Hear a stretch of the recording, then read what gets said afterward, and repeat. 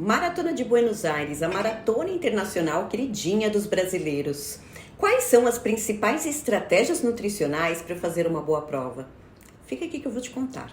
Eu já fiz 2 vezes a maratona de Buenos Aires e uma vez a meia. É minha prova predileta quando eu penso em bater recordes. Porque é uma prova fria, uma prova plana, uma prova com ruas largas e próxima. Aqui de São Paulo a gente demora 3 horas para chegar lá, não demanda tanto aquele tempo de viagem.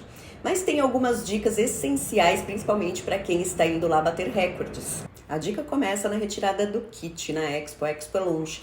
Então muitas vezes você vai demorar muito tempo lá. As 2 vezes que eu fui, peguei fila, ainda demorou 2 horas, então é necessário levar uma garrafinha de água, uma garrafinha de isotônico, algo para você comer, uma fruta, uma bananinha, uma barra de castanhas, uma barra de proteína, para não ficar muito tempo sem se hidratar e sem se alimentar, pensando que você está pré-competição. 2 dias antes da sua prova, evite comer leite, doce de leite, alfajor, frituras, queijos, pizzas com muito queijo. Todos esses alimentos trazem desconforto intestinal para o dia da sua prova. Então, 2 dias, dê preferências a pão, ovos, frutas, macarrão, massa. Evita também muita proteína. A proteína tem uma digestão lenta, então você está num lugar que tem bastante carne vermelha. Dá uma evitada 2 dias antes da prova. Prefira a massa, o macarrão, sem proteína, para não pesar tanto e a gente conseguir diminuir o valor calórico colocando mais carboidrato. Então, frutas, bananinhas, barrinhas de frutas. Então, nesse período, se preparando e não comer nada diferente do que você fez nos seus treinos longos, que você sabe que pode te trazer desconforto intestinal. A largada da prova é às 7 da manhã, você vai tentar se organizar em chegar 1 hora e meia antes, porque o guarda-volumes é longe da largada, para fazer toda essa preparação aí de pré-prova. Então, é importante chegar cedo, se organizar aí com Uber, com transfer, com táxi, já deixar reservado. Em 2022, a gente contratou um transfer. Então, tem pessoas que não conseguem chegar na largada, tem que já ter isso ali organizado. E é muito frio. Você vai pegar uma temperatura ali entre 7 a 12 graus, então tem que ir bem agasalhado, com o agasalho que você vai desperdiçar, além de deixar um no guarda-volumes para o retorno. Por quê? Porque passar frio você perde energia, perde glicogênio muscular, então fique bem agasalhado até o horário da largada.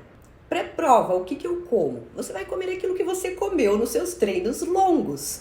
Então, os treinos são um ensaio do dia da prova. A gente vai fazer tudo o que quer fazer no dia da prova nos treinos e ir testando se aquilo está me dando energia, se está faltando, se está me trazendo algum desconforto gástrico, intestinal. Então, é necessário ensaiar. Eu falo que não adianta a gente comer banana nos treinos e depois na prova querer comer pão. Tem que ensaiar. Então você vai fazer no dia da prova aquilo que você fez nos seus treinos longos. A minha recomendação é em torno de 60 gramas de carboidrato antes de uma maratona. E isso pode ser de forma sólida ou de forma líquida. Ou às vezes eu doso um pouquinho de cada um antes da prova, em torno aí de 2 horas, 1 hora e meia antes da prova, para não ter nenhum tipo de desconforto. A hidratação da prova é a cada 5 quilômetros, é em garrafinha, então dá para se organizar e montar uma boa estratégia de hidratação. Eu sempre falo que a desidratação da segunda parte, ela vem por conta da primeira parte. A gente não bebeu água adequadamente na primeira parte. Aquela falta de energia, aquela fadiga, aquele cansaço da segunda parte, ela vem porque na primeira parte a gente teve escassez de energia, de substrato energético, a gente teve escassez de água da primeira parte. Por isso que a gente se sente cansado. Tudo o que a gente faz na primeira parte é para poupar o nosso desgaste do glicogênio muscular, para poupar as nossas reservas de energia, para na segunda parte a gente conseguir desenvolver uma boa prova.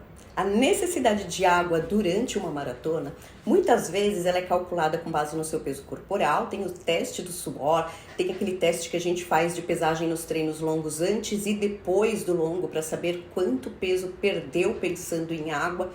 E a gente vai acertando, e é claro que quanto mais alta performance eu quero correr, quanto mais eu poupar as minhas reservas de energia, mais inteiro eu vou chegar no final, mais energia. Então, quanto mais veloz, mais alta performance, a gente tem que ter uma cautela maior com essa hidratação.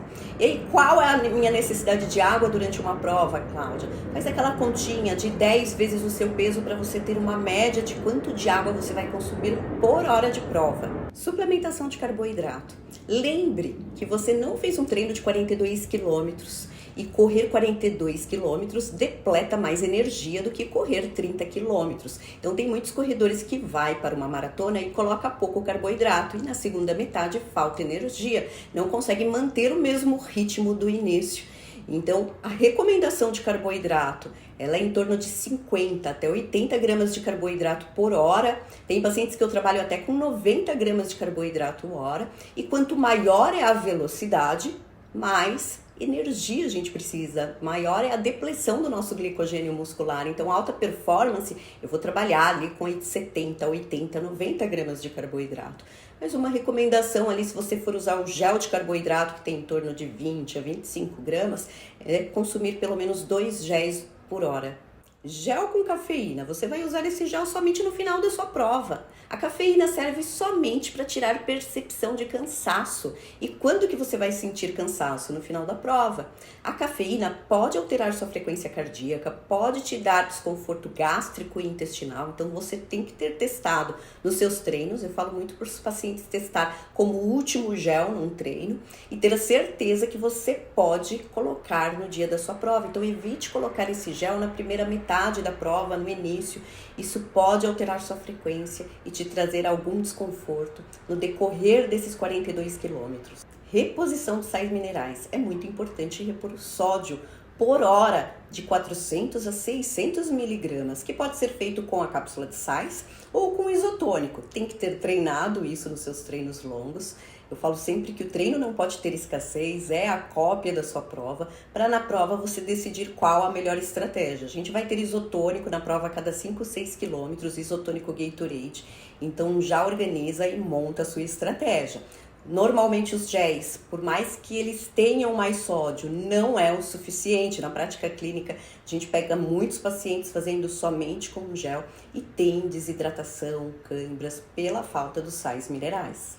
Na última palestra que eu dei, me perguntaram, Cláudia, qual é o melhor suplemento, qual a melhor dica para não ter aquela fadiga, aquele cansaço depois do quilômetro 30, no quilômetro 35, no quilômetro 38.